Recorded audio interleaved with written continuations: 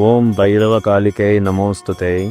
ఇంట్లో దేవుడికి దండం పెడితే సరిపోతుంది, గుడికి వెళ్ళడం ఎందుకు? మనలో మంచి ఉంటే సరిపోతుంది, మనలోనే దేవుడు ఉన్నాడు. ఇలాగ మనలో చాలామంది చెప్తూ ఉంటారు, ఒకప్పుడు నేను చెప్పేవాడిని.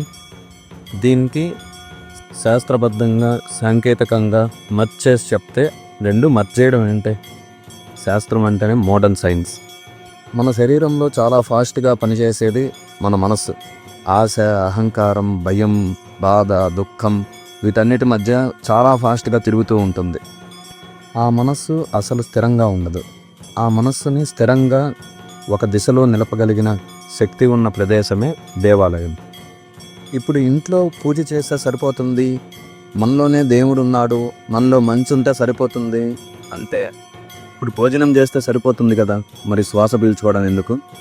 అలాగే మనం ఇంట్లో పూజ చేయడం అనేది థియరీ, గుడికి వెళ్ళి పూజ చేయడం అనేది ప్రాక్టికల్.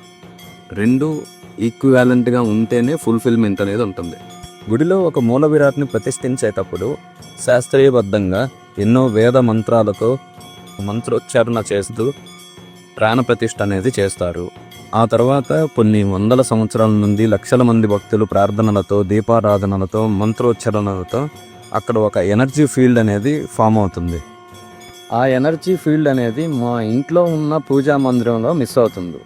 అందుకోసం మనం రెగ్యులర్గా ఇంట్లో పూజ చేసిన గుడికి కూడా మనకి వీలైనప్పుడు ఖచ్చితంగా మనం దేవాలయాన్ని సందర్శిస్తూ ఉండాలి. చివరిగా చెప్పగలిగింది ఏంటంటే, దేవాలయాలు, గుళ్ళు దేవుడి కోసం కాదు, మన కోసం, మన ఇన్నర్ రీసెట్ కోసం.